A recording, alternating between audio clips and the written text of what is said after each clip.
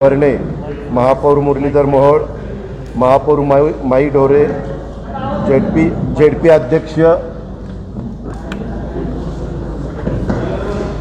अध्यक्ष आणि अनेक सन्माननीय आमदार माधुरीताई मिसाळ, भीमराव तापकीर, मुक्ता टिळक, सुनील टिंगरे, चेतन तुपे, सिद्धार्थ शिरोळे, दिलीप मोहिते, अशोक पवार, अतुल बेनके, रणजित शिवतरे असे अनेक सहकारी उपस्थित होते। आम्ही सगळ्यांनी चर्चा करून काही निर्णय घेतलेला आहे। मला एक गोष्ट सांगायची की हा निर्णय घेत असला तरी देखील 7% पुढे पॉझिटिव्ह चा दर गेला, पेशंट 7% पेक्षा जास्त मिळायला लागले तर हे ताबडतोब आज जी काही मुभा दिलेली आहे ही तिथल्या तिथं थांबवली जाईल। म्हणून सगळ्या पुणेकरांनी, पिंपरी चिंचवडकरांनी मास्कचा वापर हा केलाच पाहिजे। आपले नियम जे आम्ही ठरवलेले आहेत त्याचं पालन प्रत्येकाने स्वतःपासून केलंच पाहिजे। दुकानामध्ये विक्री करत असताना दुकानाचे जे मालक असतील ते मालक आणि तिथं त्यांचे सेल्समन हे बऱ्याचदा मास्क वापरत नाहीत, अशा प्रकारची तक्रार काही सन्माननीय लोकप्रतिनिधींनी केली। माझं त्यांना अतिशय नम्रतापूर्वक सांगणं आहे की तुम्हाला ह्याच्यामध्ये मुभा पाहिजे असं ज्यावेळेस आपण म्हणता त्यावेळेस कुठल्याही परिस्थितीमध्ये करोना वाढता कामा नये ह्याबद्दलची जी खबरदारी आपण सगळ्यांनी मिळून घेण्याची गरज आहे ती मात्र प्रत्येकाने घेतलीच पाहिजे। ह्या सगळ्या गोष्टी करत असताना त्याच्यामध्ये कुणाकडनंही कुठली चूक ही होता कामा नये। आज निर्णय घेताना इतके दिवस ग्रामीण भागाच्या बाबतीमध्ये साधारण लेवल 4 होते, आता आम्ही पुणे जिल्ह्याच्या 13 तालुक्याच्या करता लेवल 3 ची नियमावली सोमवारपासून लागू केलेली आहे। पुणे जिल्ह्याच्या ग्रामीण भागातल्या 13 तालुक्याकरता आणि त्यातल्या काही आमदारांनी सांगितलं की पुणे शहर आणि पिंपरी चिंचवड शहराला जी आपण नियमामध्ये काही निर्णय घेताय तसा निर्णय ग्रामीण पण घ्या, परंतु ग्रामीणची पॉझिटिव्हचा दर आजही सरासरी 5.5 आहे। त्यामुळे तिथं ह्या आठवड्यामध्ये आपल्याला घेता येत नाही, परंतु लेवल 4च्या ऐवजी लेवल 3 आम्ही तशा पद्धतीनं निर्णय घेतला आहे। आजही आंबेगाव 6% पॉझिटिव्हचा दर आहे, बारामती 4.3 आहे, भोर 2.9 आहे, दौंड 7.2, हवेली 4.9, इंदापूर 6.5, जुन्नर 7.2, खेड 5.5, मावळ 4.9, मुळशी 3.4, पुरंदर 6.1, शिरूर 7.1, वेला 1% असं सरासरी 5.5% आहे। तिथंही निर्णय घेतले जातील, परंतु हे सगळं प्रमाण जसं पुण्याचं ॲव्हरेज आठवड्याचं 3.5% आलेलं आहे आणि आपल्या पिंपरी चिंचवडचं पुण्याचं 3.3 आलं आहे आणि पिंपरी चिंचवडचं 3.5 आलं आहे आणि पुणे रूरलचं 5.5 आहे। ते 5च्या आत आल्यावर त्याच्याबद्दलचा निर्णय पुढच्या आठवड्यामध्ये घेतला जाईल। पुणे ग्रामीणच्या करता सर्व दुकानं आस्थापना आठवड्याच्या सर्व दिवस दुपारी 4 पर्यंत सुरू राहणार आहेत। हॉटेल रेस्टॉरंट 50% क्षमतेसह दुपारी 4 पर्यंत सुरू ठेवायला पुणे ग्रामीणच्या करता मान्यता देण्यात आलेली आहे। आता पुणे आणि पिंपरी चिंचवडच्या संदर्भामध्ये आम्ही मुख्यमंत्री महोदयांनी काही सहकाऱ्यांशी चर्चा केली, अधिकाऱ्यांशी पण मी त्याच्यामध्ये चर्चा केली। आता 2-3 दिवस 4-5 दिवस झाले वेगवेगळ्या पद्धतीनं काही जणांचं नियम तोडून काही गोष्टी करतात. वास्तविक त्या सगळ्यांना मला आव्हान करायचं आहे की हे शासन काही मुद्दाम बळजबरीनं करत नाही.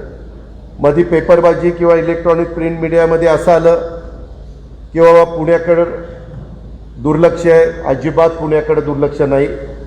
मी तुम्हाला वेळोवेळी सगळ्या गोष्टी सिद्ध करून देईन. महाविकास आघाडीचं सरकार आल्यानंतर पुणे जिल्हा, पुणे शहर, पिंपरी चिंचवड शहर ह्याच्या संदर्भामध्ये शासनाकडनं ज्या काही गोष्टी सकारात्मक घेण्याची गरज असेल त्या घेतल्याच जातात. त्याच्याबद्दल कुणी गैरसमज करू नये. ह्याच्यामध्ये राजकारण पण कुणी आणू त्या ठिकाणी नये. पिंपरी चिंचवड आणि पुणे शहराच्या करता सर्व दुकानं आस्थापना आठवड्यातील एक दिवस सुट्टीसह इतर सर्व दिवशी रात्री 8पर्यंत सुरू राहणार आहे. म्हणजे आपल्या इथं बघा, कधी कधी लक्ष्मी रोड आठवड्यातनं एक दिवस बंद असतो, कधी आपला तुळशीबाग परिसर बंद असतो, कधी आपला कॅम्प बंद असतो. त्यांचे ते मागं वर्षानुवर्षे होत आलेले ते दिवस त्यांचे बंद राहतील. पण इतर 6 दिवस हे त्यांचे 8 वाजेपर्यंत सर्व दुकानं उघडी राहतील. पण त्या दुकानामध्ये मगाशी सांगितलं तसं दुकान मालकांनी आणि तिथल्या सेल्समन सगळ्यांनी मास्क कंपल्सरी वापरलाच पाहिजे. दोन्ही वॅक्सिन त्यांनी घेतलेलंच असलं पाहिजे मालकांनी. कारण आता पुण्यामध्ये प्रायव्हेट खाजगी पण वॅक्सिन मोठ्या प्रमाणात उपलब्ध होतं. त्याच्यामुळं तिथं ग्राहक आलेला असताना ग्राहकाशी त्यांचा जेवढा काही संबंध येईल त्याच्यामध्ये दोन्ही वॅक्सिन तिथल्या सेल्समननी आणि मालकांनी घेतलेली असली पाहिजे. सर्व हॉटेल आणि रेस्टॉरंट हे 50% क्षमतेसह, म्हणजे तिथं फिजिकल डिस्टन्स ठेवून सर्व दिवशी रात्री 10 वाजेपर्यंत सुरू राहतील. हे उद्यापासून लागू होईल. जलतरण तलाव आणि निकट संपर्क येणारे सर्व क्रीडा प्रकार वगळून उर्वरित इनडोअर आणि आउटडोअर खेळ नियमित वेळेमध्ये त्या ठिकाणी सुरू ठेवले जातील. त्याच्यामध्ये कुठलंही बंधन ठेवलं जाणार नाही. शहरातील मॉल्स ते सुरू करायला आम्ही परवानगी देतो, पण तिथं डबल वॅक्सिनेशनची अट.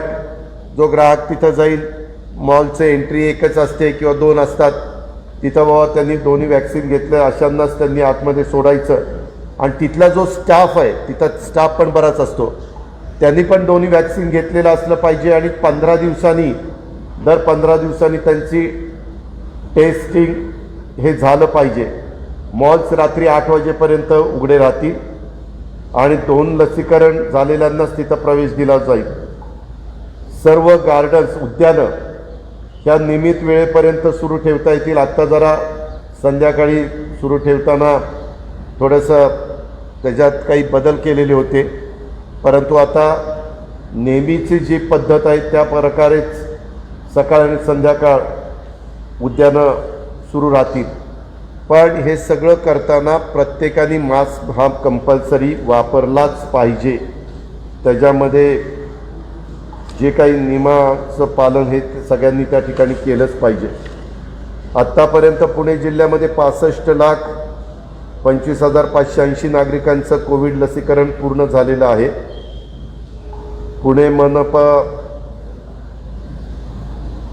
मध्ये आम्ही जम्बो कोविड हॉस्पिटलचे पण IITच्या पथकाकडनं स्ट्रक्चरल ऑडिट केलं. पुढील 6 महिने तरी हॉस्पिटल वापरण्यास योग्य आहे असं त्यांनी त्याच्यामध्ये सांगितलेलं आहे. सद्य स्थितीमध्ये देशामध्ये केरळ राज्यात 3री लाट सुरू झाल्याचं जाणवतं आहे. तसंच सर्वाधिक सक्रिय रुग्ण केरळ राज्यात दिसून येत आहेत. ती पण गोष्ट आम्ही गंभीरतेने घेतलेली आहे. म्हणूनच आपल्याही राज्यात काही जिल्हे मात्र एकही पेशंट तिथं पॉझिटिव्ह मिळत नाही आहे. अशा जिल्ह्यांच्या बाबतीमध्ये मात्र थोडंसं सवलत ह्या मोठ्या प्रमाणावर देण्यात आलेले आहेत.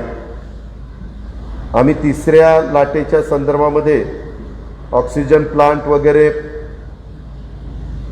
2ऱ्या लाटेत आपल्याला बाहेरनं ऑक्सिजन आणावा लागला तशा प्रकारची परिस्थिती येऊ नये. आपल्यालाच ऑक्सिजन इथं मिळावा आणि तो इथंच तयार व्हावा आणि म्हणून ऑक्सिजन प्लांट तिथं लागले पाहिजेत. आता 8 PMC, 8 पुणे ग्रामीण आणि 3 PCMC असे एवढे प्लांट ऑक्सिजनचे 19 सुरू झालेत. 34 ऑक्सिजन जनरेशन प्लांट प्रस्तावित आहेत, ते पण नजीकच्या काळामध्ये होतील. आम्ही त्याच्यात एक निर्णय घेतला की तिथं ज्या कंपनीला ऑर्डर दिलेली आहे तिथं PMCचा, PCMCचा किंवा जिल्हाधिकाऱ्यांचा माणूसच तिथं जाऊन तिथं थांबूनच त्याचा पाठपुरावा करेल. अशा पद्धतीनं त्या बाबतीमध्ये निर्णय घेण्यात आलेला आहे. सध्या पुण्याचा रुग्णवाढीचा दर 0.09%, महाराष्ट्राचा 0.10%. शैक्षणिक दैनंदिन चाचण्या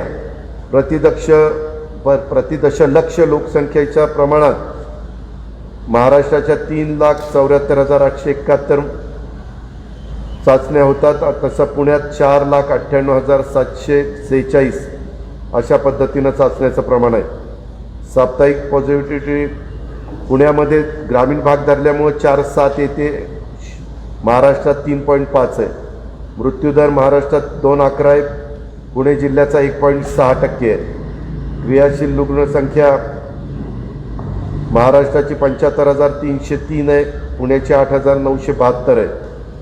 कोविड आरोग्य संस्था 898 आहे, महाराष्ट्राची 6,842 आहे. आणि ऑक्सिजन विरहित खाटा ह्या महाराष्ट्रात 4,55,942 आहेत. त्याच्यातल्या 12.7% ऑक्सिजन विरहित खाटा एकट्या पुण्यामध्ये उपलब्ध आहेत. ऑक्सिजनच्या बेड्स ह्या महाराष्ट्रात 1,09,626 आहेत. त्याच्यातल्या 15.6% एकट्या पुण्यातच 17,191 ऑक्सिजन बेड्स आहेत. ICU बेड्स महाराष्ट्रात 34,127 आहे, पुण्यात 11%, 3,759 आहेत. व्हेंटिलेटर्स हे 13,472 महाराष्ट्रात आहे, पुण्यात 14%, म्हणजेच महाराष्ट्राच्या 14%, म्हणजेच 1,887 आहे. अशा पद्धतीनं तिथंही काही बेड्स कशा वाढवता येतील त्याबद्दलचा पण आम्ही आजच्या बैठकीमध्ये चर्चा केली आणि तशा प्रकारच्या सूचना संबंधितांना दिलेल्या आहेत.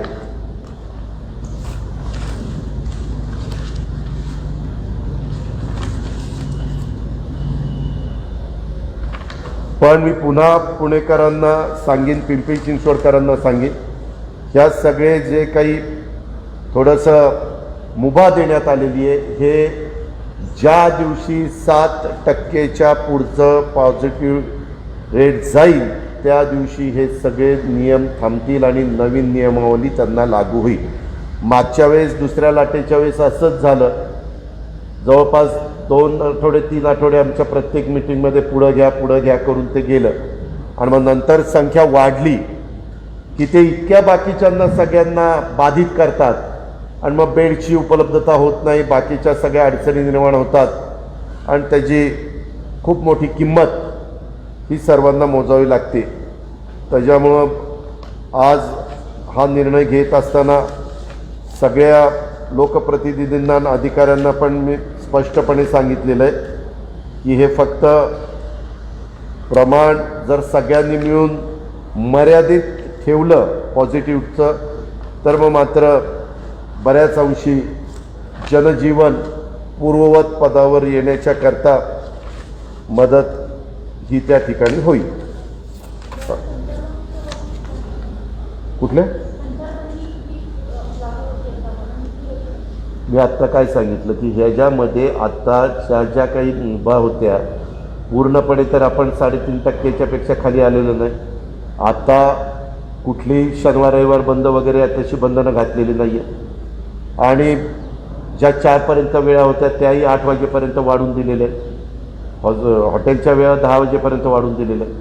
म्हणजे हे सगळं करत असताना प्रत्येकाने गर्दी कुठं होता कामा नये ही खबरदारी प्रत्येकाने आपली घेतली पाहिजे. ही मात्र वस्तुस्थिती आहे.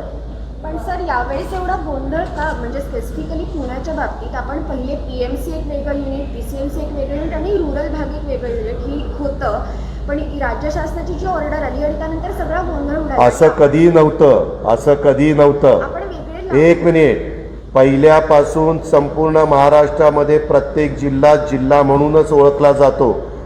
आम्ही त्याच्यामध्ये पुणे जिल्हा भौगोलिकदृष्ट्या फार विखुरलेला आहे. डोंगरी भाग, आदिवासी भाग, बागायती भाग, जिरायत भाग आणि ही 2 मोठी शहरं. असं असल्यामुळं त्याच्यामध्ये राज्य सरकारचं जिल्हा म्हणून राज्य सरकार बघतं. त्याच्यात मी मुख्यमंत्र्यांना ह्या सगळ्या बाबी ज्यावेळेस माझ्या कानावर आल्या त्यावेळेस मी त्यांना सांगितलं की मुख्यमंत्री महोदय, इथं आपल्याला थोडंसं वेगळी भूमिका घ्यावी लागेल. मग मुख्यमंत्री महोदय विभागीय आयुक्त अशी विक्रम PMC commissioner, PCMC commissioner, collector या सगळ्यांशी बोलले, CPशी बोलले, पुन्हा माझ्याशी 2-3 वेळाला बोलले आणि मग आम्ही या निर्णयाप्रत आलो. कारण इथली लोकसंख्याच खूप मोठी आहे. इतर जिल्ह्याची आणि त्याची तुलना आज पण हा निर्णय घेत असताना आपण ग्रामीणला निर्णय लेवल 3वरच ठेवलेलं आहे. कारण उद्याच्याला तिथंही प्रमाण वाढलं तर पुन्हा सगळंच परिस्थिती बदलून जाते. पण सर मध्येच टोपे सर म्हणाले की पालिकेने प्रस्ताव पाठवावा किंवा आम्हाला मी सांगतो याच्यामध्ये निर्णय घेताना पुण्याच्या संदर्भात मी मुख्यमंत्री महोदयांना विचारून निर्णय घेत असतो. त्याच्यावर इतर बाकीच्यांनी सरळच इथून पुढं कुणी विचारलं तर सांगावं की तिथले पालकमंत्री मुख्यमंत्र्यांशी चर्चा करून निर्णय घेतील. मंदिराच्या बाबतीत पूर्ण राज्यामध्ये एकच नियम ठेवलेला आहे. तो नियम राज्यात सर्वच मंदिराच्या बाबतीमध्ये लागू आहे, सर्वच धार्मिक स्थळांच्या बाबतीमध्ये. आता तो निर्णय बदलायचा म्हटलं तर राज्याच्या स्तरावरच तो निर्णय जो होईल त्याच्याबद्दलची अंमलबजावणी. पण जिल्हावाईज ह्याच्यामध्ये वेगळे निर्णय घेतले जाणार नाहीत. राज्याची पण ज्यावेळेस आम्ही ऑर्डर काढतो त्याच्यामध्ये धार्मिक स्थळं त्या संदर्भामधला निर्णय हा पूर्ण राज्यात चांद्यापासून बांध्यापर्यंत एकच असतो. सर मुंबईच्या तुलनेत पुणे शहराचा जर आपण टेस्टिंगचा विचार केला तर थोडं कमी भरतं. ते कदाचित कारण असेल की मुंबईची पॉझिटिव्हिटी रेट म्हणूनही कमी येतो. पुण्याचं साधारणपणे 9,000, 8,000, 9,000 एवढं टेस्टिंग आहे. तर पुण्यात एकंदरीत टेस्टिंग वाढवण्याच्या संदर्भात काही चर्चा झाली का? त्याच्या काही आपल्याला एक माहिती का, ज्यावेळेस करोना आला होता त्यावेळेस फक्त 2 टेस्टिंगच्या लॅब होत्या, फक्त 2. आता तो आकडा वाढवत आपण 700च्या पुढं नेलेला आहे. आणि आज ही चर्चा अतिशय स्पष्टपणे झाली की कुठल्याही परिस्थितीमध्ये पुणे शहरात, पिंपरी चिंचवडमध्ये, ग्रामीणमध्ये टेस्टिंगचं प्रमाण कमी होऊन द्यायचं नाही. कारण उद्या टेस्टिंगचं प्रमाण कमी ठेवलं तरी देखील पॉझिटिव्हचा दर कमी त्या ठिकाणी होऊ शकतो. कारण शेवटी तुम्ही किती टेस्टिंग करता त्याच्यावरच सगळ्या गोष्टी अवलंबून आहेत. आणि आत्ताच्या काळामध्ये साधारण जशा प्रकारचं टेस्टिंग होतं तेवढंच प्रमाण राहिलंच पाहिजे, की बहुना त्याच्यापेक्षा थोडंसं जास्तीचं झालं तरी हरकत नाही, अशा सूचना आज प्रशासनाला दिलेल्या आहेत.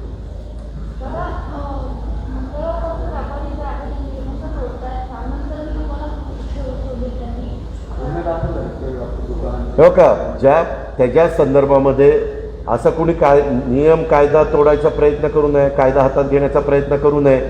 शेवटी प्रशासन म्हणून काहीतरी जबाबदारी असते, सरकार म्हणून कुणीतरी तिथं जबाबदारीनं काम करत असतं. त्याच्यामध्ये त्यांना सगळ्यांना माहिती ह्यावेळेस काही अडचणीमुळं मला शुक्रवारची मिटिंग आज रविवारी घ्यावी लागली, एवढाच प्रश्न आला. पण शेवटी शुक्रवारची मिटिंग असली तरी नियम एक त्याची अंमलबजावणी सोमवारपासूनच होते. त्याच्यामुळे आत्ता जो जाहीर केलेला जे काही निर्णय आहे त्याची अंमलबजावणी सोमवारपासूनच होणार आहे. आणि त्यांनी या गोष्टी करायला नको होत्या, परंतु काही जण अशा करोनाच्या काळात पण उद्याच्याला कुठल्या शासनाला असं वाटणार आहे की बंद ठेवावं. कारण बंद ठेवल्यानंतर टॅक्सवर सगळा परिणाम होतो, आम्हाला राज्य पण चालवावं लागतं, सगळ्यांचे पगार पण करावे लागतात, पेन्शनरांना पेन्शन पण वेळेमध्ये द्यावं लागतं. ह्या सगळ्या बाबी आहेत. परंतु हे सगळं करत असताना जनतेचं आरोग्य हे पण प्रथम प्राधान्य आहे, त्याचा जीव पण महत्त्वाचा आहे. त्याच्यावर तिथं तो प्रयत्न करत आता बरेच जण न्याय व्यवस्थेकडे जातात. आता हायकोर्टात बऱ्याचशा मॅटर आहेत, हे पण तुम्हाला माहिती आहे. हायकोर्टाने पण त्याबद्दल सरकारला ॲडव्होकेट जनरलला आमच्या सरकारचं काय मत आहे ते विचारलेलं आहे. सरकार त्याच्याबद्दलचं मत त्या ठिकाणी देतं आहे.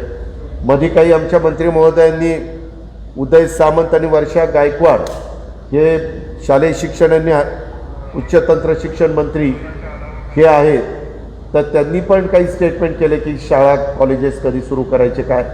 आम्हाला सरकार म्हणून या सगळ्या गोष्टी टप्प्याटप्प्याने सुरू करायच्याच, परंतु हे करत असताना पॉझिटिव्हचं प्रमाण पण वाढता कामा नये, ही पण खबरदारी घ्यायची. जसं राज्यातल्या 11-12 जिल्ह्यामध्ये 0% आता रेट पाहायला मिळतो, तशी परिस्थिती आली तर कुणाला बंधनं हवीत, नकोतच बंधनं. पण म्हणून व्यापारी वर्गाने किंवा इतर सहकाऱ्यांनी म्हणून मी आजच सांगतोय की उद्याच्याला 7%च्या पुढं जर हा पॉझिटिव्हचा दर गेला तर मग मात्र पुन्हा पूर्ववत नियमावली लागू केली जाईल. आणि म्हणून सगळ्यांनी काळजी घेतली पाहिजे. व्यापाऱ्यांनाही त्यांचा व्यवसाय करायला मुभा आहे. छोटे दुकानदार असतील, बाकीचे सगळे छोटे मोठे व्यापारी असतील, सगळ्यांनाच त्याच्याबद्दलची मुभा आहे. पण नियम पाळले तर आणखीन आपल्याला सगळ्यांना सोपं जाणार आहे. ही गोष्ट तेवढीच महत्त्वाची आहे. दुसऱ्या लाटेमध्ये संभाव्य लाटेमध्ये लहान मुलांना धोका आहे असं म्हटलंय. आणि आज भारती पवार यांनी पण हे दाखवले केले की शाळा सुरू करणं खरंच गरजेचं नाही. पण हा जो निर्णय घेतला शाळा सुरू करण्याचा, तो खरंच गरजेचा आहे का? त्या संदर्भामध्ये एक सूतोवाच केलेला आहे किंवा असं करणे. शेवटी कुठले निर्णय घेत असताना काही जनमानसाचा काय मत आहे ते देखील आजमावं लागतं. काही बाबतीमध्ये आता देशातल्या काही राज्यांमध्ये शाळा जिथं प्रमाण कमी आहे तिथं सुरू झाले. जिथं तिसऱ्या लाटेचं संकट येऊ पाहत आहे तिथं थोडंसं त्यांनी भूमिका वेगळी घेतलेली. अजून आम्ही तो निर्णय घेतला नाही. ह्या दोन्ही मंत्री महोदयांनी तसा सूतोवाच केला आहे. उद्या मंगळवारी बुधवारी आमची कॅबिनेट असती, त्यावेळेस मुख्यमंत्री यांच्या उपस्थितीमध्ये आम्ही चर्चा त्या ठिकाणी करूच. आणि पुढचे काय पावलं. आता काही आपले जिल्हे हे 0% तिथं आहेत. तिथं किती दिवस मुलांना पण शाळेपासून, एक तर गेलं वर्ष तर गेलंच ना, 12वीचे 10वीचे निकाल पार 99 काही टक्के लागलेले आहेत. म्हणजे ह्या बाबी आहेतच ना तेवढंच. तर त्या शेवटी त्यांचाही करिअरचा प्रश्न आहे, त्यांचा पुढच्या पूर्ण आयुष्याचा प्रश्न आहे. सर, लोकांमध्ये राजकारण एकीकडे संतदानाचा भडकलेलं तुम्ही उद्घाटन केलं त्यामुळे आणि फडणवीस म्हणतात नाही, हे का प्रत्येकजण आपलं आपलं काम करत असतं, त्याच्यात भडकायचं काय कारण. ही ट्रायल होती. ट्रायलला पण भडकता का काय. ते काय रेग्युलर नव्हते, ते एकदा सुरुवात करायची होती. जरा त्या निमित्तानं कार्यक्रम झाला तर थोडीशी त्याला प्रसिद्धी मिळते, लोकांना कळतं की व इथपर्यंत 3 स्टेशनपर्यंत आत्ता काम झालेलं आहे. आणि ते स्वतः VCवर आलेच होते ना त्या दिवशी. शहराचे प्रथम नागरिक होते, काही इतर आमदार होते. त्याच्यामध्ये साधेपणाने मर्यादित लोकांच्यात कार्यक्रम घ्यायचा होता म्हणून सकाळी 7ला घेतला. सर, लोकांमध्ये अशी भीती आहे, पहिल्या लाट आली, आपण ऑफकोर्स निर्बंध लावले, गरजेचं होतं. दुसऱ्या लाटेतही असं झालं. आता तिसऱ्या लाटेची शक्यता वर्तवली जाते. मग तिसरी लाट आली तर परत असेच निर्बंध लागणार, परत सगळं बंद राहणार. आणि असं वर्तवलं जातं की अशा प्रकारच्या लाट येत राहणार जोपर्यंत व्हॅक्सिनेशन होत नाही. पण एक लॉंग टर्म अनलॉक प्लॅन गरजेचा आहे असं वाटत नाही. ह्याच्यामध्ये काय पाहू एक आम्ही बघितलं की जास्तीत जास्त सर्वांना दोन्ही व्हॅक्सिनेशन करून त्या ठिकाणी तयार ठेवायचं. दोन्ही व्हॅक्सिनेशन ज्यांचं झालेलं आहे, आज आता मगाशी विभागीय आयुक्तांनी आम्हाला प्रेझेंटेशन दिलं, त्याच्यात त्या लोकांना तुमचं पॉझिटिव्हचं प्रमाण 0.1 असं आहे, म्हणजे कमीच आहे.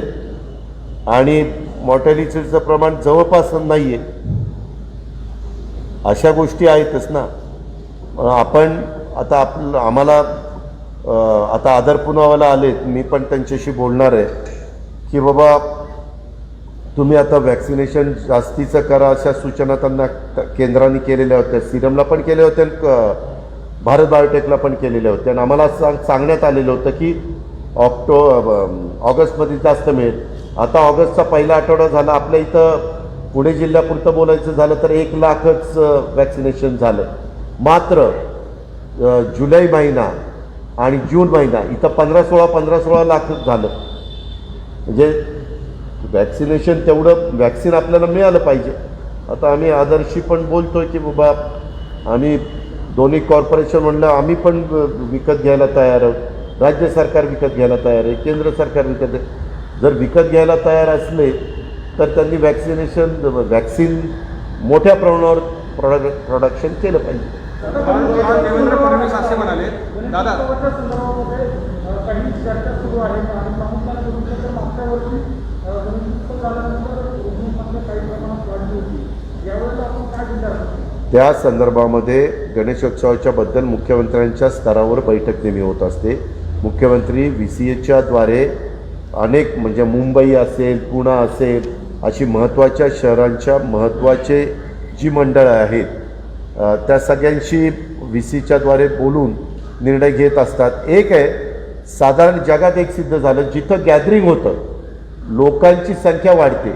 आज आता उदाहरणाखातर मी तुम्हाला सांगतो, सोलापूर जिल्ह्यामध्ये पंढरपूरला पॉझिटिव्हचा दर हा वाढलेला आहे.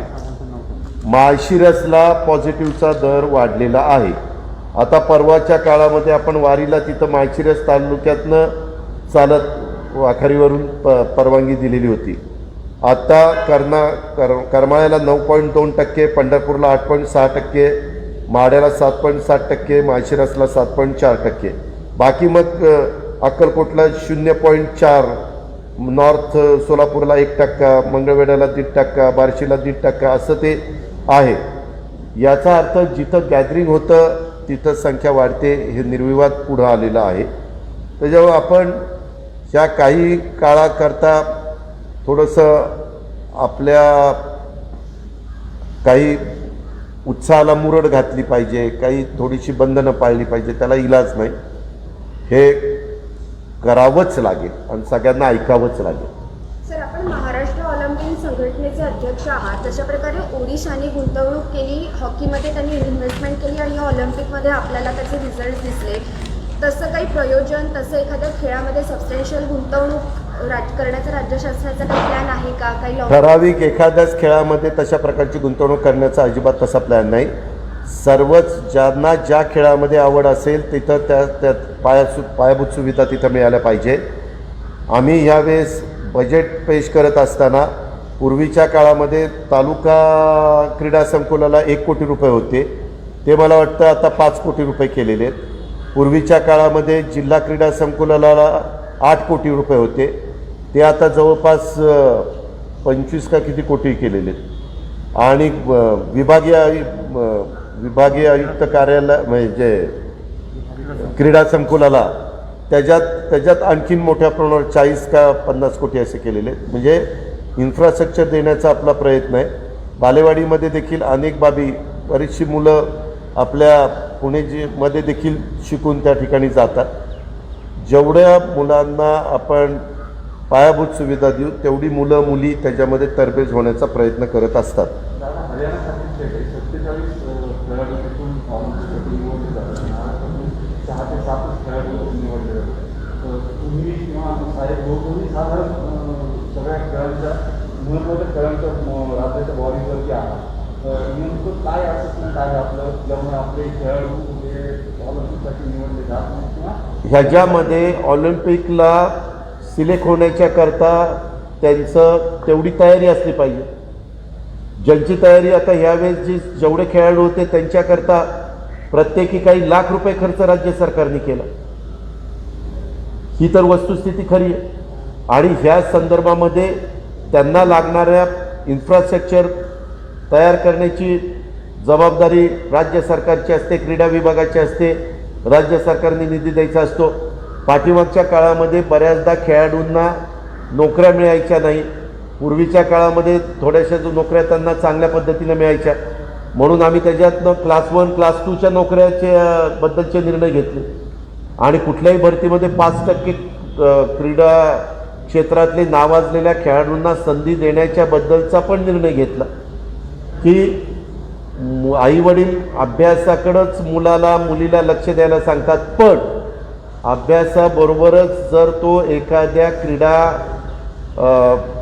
खेळामध्ये म्हणजे क्रीडा क्षेत्रामध्ये एखाद्या त्यांनी नैपुण्य चांगलं जर दाखवलं, तो जर तरबेज झाला तर तो क्लास 1ची नोकरी देखील घेऊ शकतो. हे अनेक उदाहरणं आपल्या तेजस्विनीचं आहे, हिचं सरनोबतचं आहे, अशा बरेच उदाहरणं आपल्या सगळ्यांच्या समोर किंवा काही कुस्तीगीर क्षेत्रातले आहेत. आता आपल्याकडं आपल्या मातीच्या कुस्त्या चालतात, तिथं मॅटवरच्या कुस्त्या चालतात. आम्ही DPCच्या मार्फत कबड्डीला मॅट उपलब्ध करून द्या सांगितलं, खो खोला मॅट उपलब्ध करून द्या सांगितलं, कुस्तीला मॅट उपलब्ध करून द्या सांगितलं. ह्याच्या आधी मॅट उपलब्ध DPCमध्ये होत नव्हते. आता सर्रास आपण ते उपलब्ध करून देतो.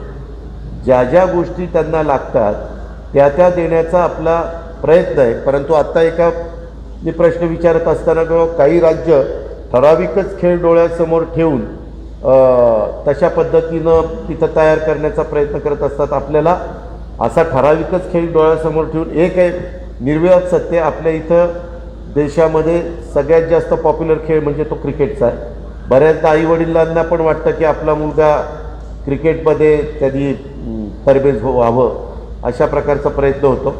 पण हे ऑलिम्पिक वगैरेच्या ज्यावेळेस येतात त्यावेळेस आपण पहिल्यापासून टोकियो ऑलिम्पिकला जाण्याच्याकरता जी काही तिथं प्रशिक्षणार्थी असायला पाहिजेत, कोच असायला पाहिजेत, त्या सगळ्यांच्या संदर्भामध्ये अतिशय सकारात्मक भूमिकाच आपण स्वीकारलेली होती. आणि मीच अर्थमंत्री असल्यामुळं मी तर ह्या क्षेत्राला अधिकचा कसा निधी देता येईल म्हणूनच पूर्वी तर तालुक्याच्या ठिकाणी क्रीडा संकुल पण नसायची.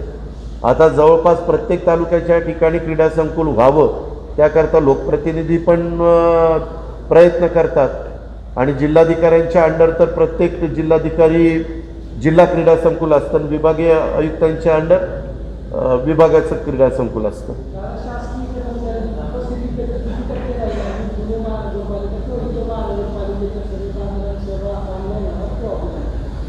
आता जिथं फिजिकल डिस्टन्स ठेवता येईल तिथं आपण काय करतोय 50% पर्यंतच ते सध्या सांगतोय. परंतु टप्प्याटप्प्याने जर हे कमी प्रमाण राहिलं तर तिथं उपस्थिती पण वाढवायला आपल्याला प्रयत्न म्हणजे निर्णय घेता येईल आणि सभा पण घेण्याची परवानगी देता येईल. त्याबद्दल मुख्यमंत्री महोदयांशी चर्चा करून आम्ही निर्णय घेऊ. पण त्याच्यात हे अजिबात वाढता कामा नये पॉझिटिव्हचा दर. मी सांगू का, ह्याच्याबद्दल राज्याचे गृहमंत्र्यांनी तुम्हाला उत्तर दिलेलं आहे. एखाद्या गोष्टीमध्ये सारखं एक तर ती चूकच आहे, मी त्या गोष्टीचं कधीच समर्थन करणार नाही. पण त्या विभागाच्या एकदा प्रमुखांनी सांगितल्यानंतर पुन्हा माझ्यासारख्यांनी त्याच्याबद्दलचं उत्तर देणं काही गरज नाही असं मला वाटतं. पण ते जे काही घडलेले ते अजिबात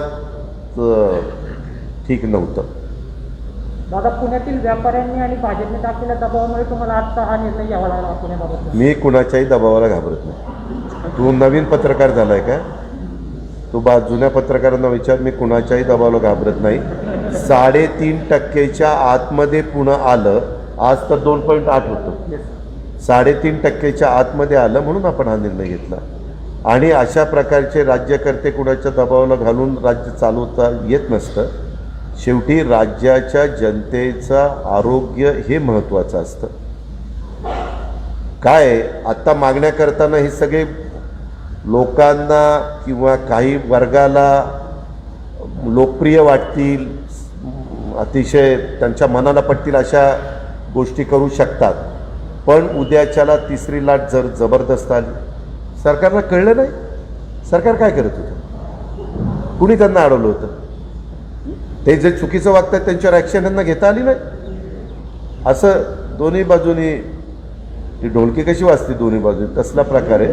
त्यामुळं फार विचारांती राज्याचे प्रमुख ह्याबद्दलचा निर्णय घेत असतात आणि आम्ही त्यांचे सहकारी या नात्याने त्याच्यामध्ये एकमेकाला साथ देत असतो. पण सर, पश्चिम महाराष्ट्र देणार आहात कसं होणार? त्या संदर्भामध्ये आत्ता कुठलाही, कारण त्यावेळेस नियमावली होती, नियमाचा त्यांनी भंग केलेला आहे, नियम तोडलेला आहे, त्याच्याबद्दल आत्ता लगेचच मग काही नियमाला अर्थच राहणार नाही. ते म्हणतील काय गुन्हे दाखल करतात आणि नंतर मागे घेतात, असं कसं? नियम हा सगळ्याला सारखा. मग अजित पवार उपमुख्यमंत्री असला तरी त्याला नियम सारखाच.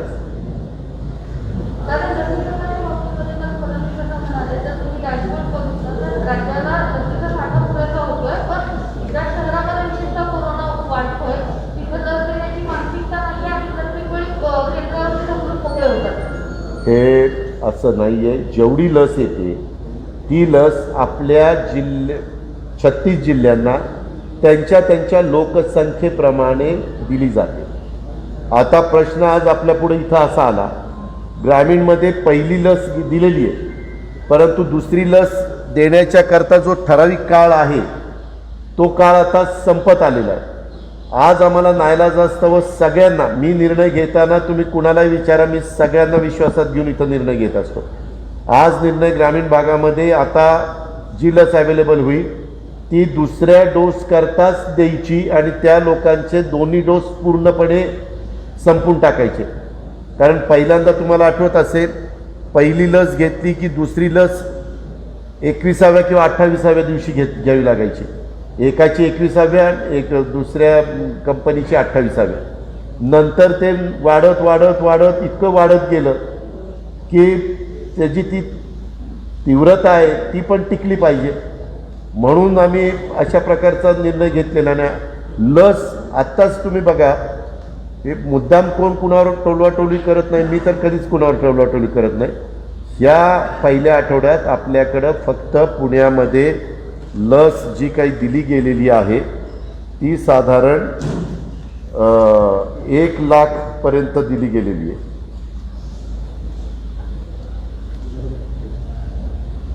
आणि त्याच्या आधी मात्र ह्याची 15 लाख 16 लाख अशी दिली. हां, हो का. जूनमध्ये 15,28,000 लस आपल्या जिल्ह्याला मिळाली, जुलैला 17,81,000 मिळाली आणि आज पहिल्या आठवड्यात 1,03,000च मिळाली. म्हणजे पहिल्या आठवड्यात जवळपास 4 लाखापर्यंत जायला पाहिजे ते. 4 चौक 16 4 आठवड्याचं. आता हे तर आकडे कुणी लपून ठेवण्याचं कारणच नाही.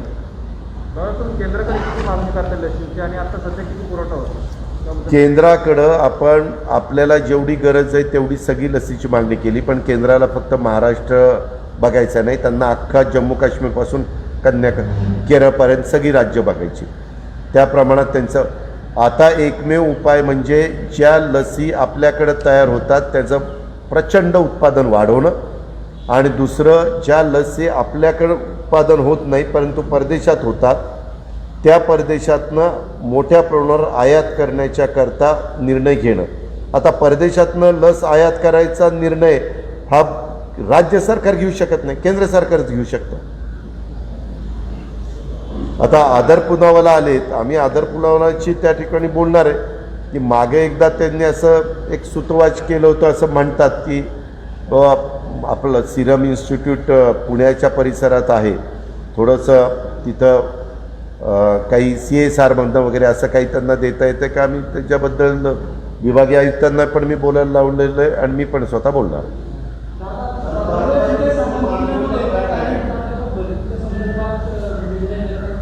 काय काय काय काय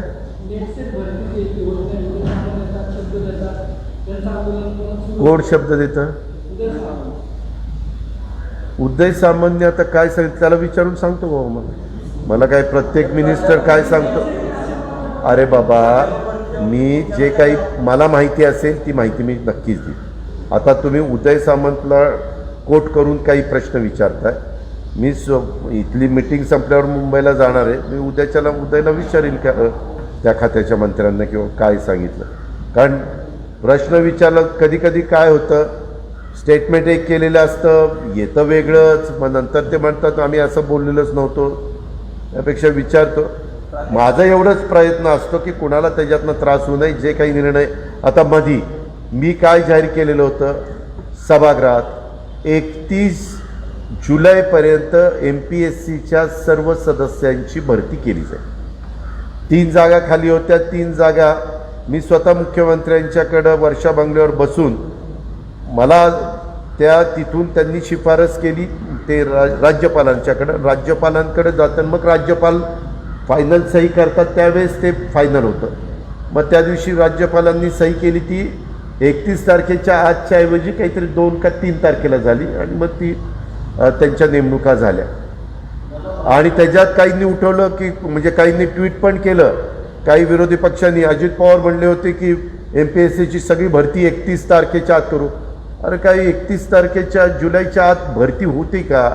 कुठलीही MPSCची भरती करायचं म्हटलं तर त्याला काही काळ लागतो, ही वस्तुस्थिती आहे. फक्त सदस्य कमी होते, मग त्या प्रमाणात उलट मी तर मुख्यमंत्र्यांनी अशी विनंती केलेली आहे की केरळला MPSCची सदस्य संख्या काहीतरी 11 का 12 आहे, आपल्या इथे 6च आहे. मी म्हटलं ती वाढूया.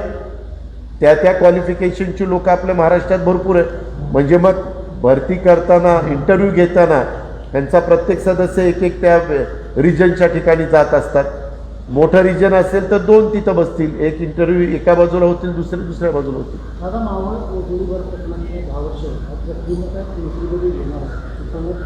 तुम्ही पुन्हा तोच मुद्दा उपस्थित करता. ज्यावेळेस हे घडलेलं होतं त्याचा माझा दुरान्वय पण संबंध नव्हता. मी सभागृहात होतो आणि नंतर कळाल्यानंतर त्याच्याबद्दलच्या पुढच्या सगळ्या गोष्टी झाल्या, त्याची चौकशी झाली, सगळं काही झालं. त्याच्यात त्यावेळेसचं सरकार गेलं, नंतर दुसरंही सरकार गेलं. ज्यांना राजकारण करायचं होतं त्यांनी राजकारण पण केलं. त्याच्यामध्ये काही आरोप पण बिनबुडाचे करण्यात आले. परंतु तेव्हा काहींनी सांगितलं की अजिबात तिथं नोकऱ्या घेऊ नका, अमुक करू नका. त्यावेळी जे काही निर्णय झालेले आहेत, पिंपरी चिंचवडनी सांगितलेलं होतं की आम्ही त्या प्रत्येकाच्या घरातला एक व्यक्ती नोकरीला घेऊ. आता ह्या गोष्टीला बरेच काळ झालेला आहे. मी काय आत्ता आढावा घेतलेला नाही आहे, कारण अजूनही पाईपलाईन करायला त्यावेळेसच्या मुख्यमंत्र्यांनी जी स्थगिती दिली ती अजून काही उठलीच नाही. मला काही लोकप्रतिनिधी म्हणले ह्याच्यामध्ये काय ते बघा, मिळलं नको, त्या भागातले खासदार आमदार त्याबद्दलचा निर्णय घेतील.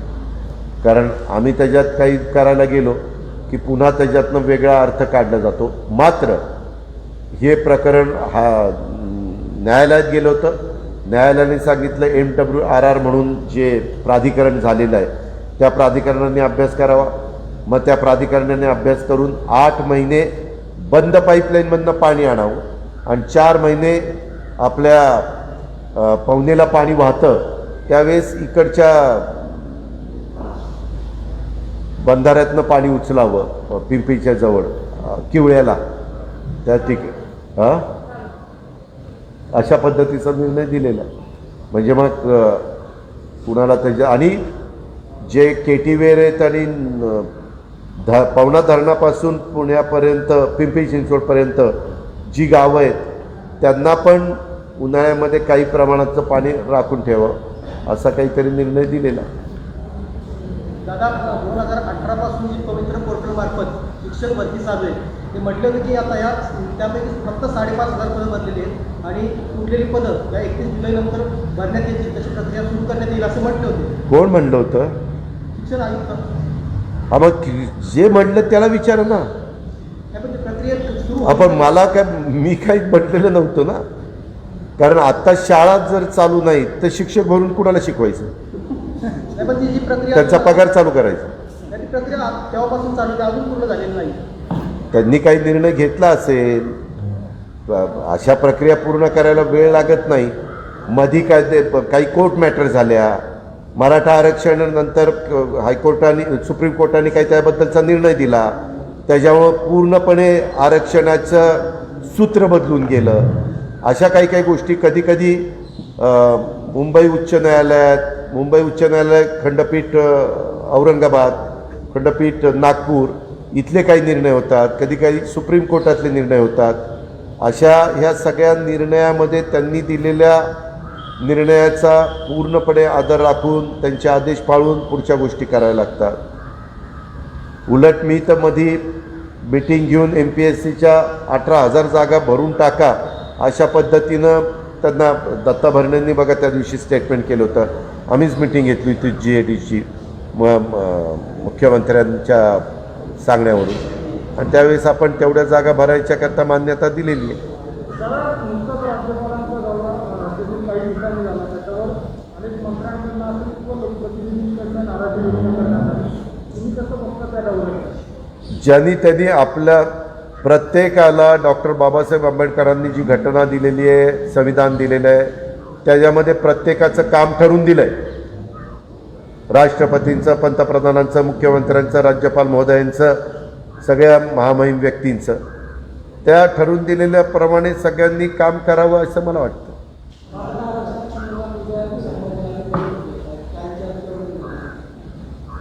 मधी मुख्यमंत्र्यांच्या स्तरावर ज्या 2-3 बैठका झाल्या त्याच्यामध्ये आता सारथीचं जे काही ऑफिसची जागा होती ती फायनल करण्यात आली. बऱ्याचशा ठिकाणी आज वसतिगृहाच्या बद्दलचे निर्णय घेण्यात आले.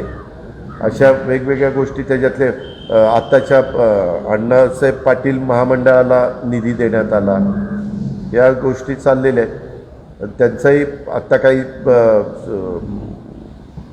केंद्र सरकारने निर्णय घेतलेला आहे. त्याच्या संदर्भामध्ये मी अशोकरावांचं पण एक वेगळं स्टेटमेंट वाचलं, अशोक चव्हाण साहेबांचं, आणि इतरांचं पण वाचलं आहे. तर त्याच्याबद्दल चर्चा होईल. जो राज्य सरकारला अधिकार असेल इतर कुणाच्याही आरक्षणाला धक्का न लावता वेगवेगळ्या लोकांना आरक्षण मिळालं पाहिजे ह्या भूमिकेशी राज्य सरकार सहमत आहेच.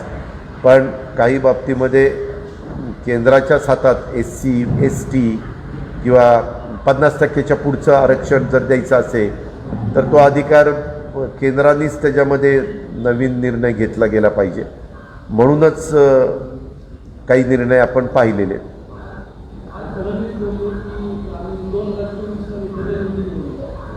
ना तसं नाही बोलले. आमचं एकच इंजिन असे म्हणले. तुला डबल कधी कळलं काय? ती डेक्कन म्हणजे आपली डेक्कन पिऊ नाही, खालनं ती वर चढायला, वरनं खाली चढायला. हे मी तुम्हाला सांगू का, ह्या राजकीय वेगवेगळ्या लोकांची स्टेटमेंट असली तरी तो त्यांचा अधिकार आहे कुणी काय स्टेटमेंट करावी. आता बऱ्याचदा तुम्ही काय प्रश्न कुठले राहिले नाही ना, हे असं म्हणलं त्याच्याबद्दल तुमचं काय म्हणणं, हे तसं म्हणलं त्याच्याबद्दल तुमचं काय म्हणणं. माझं काय म्हणणं आहे तेच मला मी सांगतच असतो. मला आत्ता तुम्हाला जी माहिती ह्याबद्दलची द्यायची होती ती व्यवस्थितपणे, त्याच्यात कुठली काही वेगळं तिखटमीठ न लावता जसं सांगितलं तसंच तुम्ही द्या, म्हणजे मग आपण त्याची अंमलबजावणी व्यवस्थितपणे करू. पण पुन्हा त्यांना सांगा, निकसून 7% पुढं पॉझिटिव्ह दर गेला तर ताबडतोब ह्या सगळ्या गोष्टी थांबवण्यात येतील. ह्या सगळ्या मुभा दिलेल्या आहेत. सगळ्यांनी नियमाचं कृपा करून पालन करावं, डिस्टन्स ठेवावा, मास्क वापरावा, त्याच्यात अजिबात हलगर्जीपणा करू नये कृपा करून, असं माझी सगळ्यांना आव्हान आहे, विनंती. धन्यवाद. सगळं करोनावर अवलंबून. करोना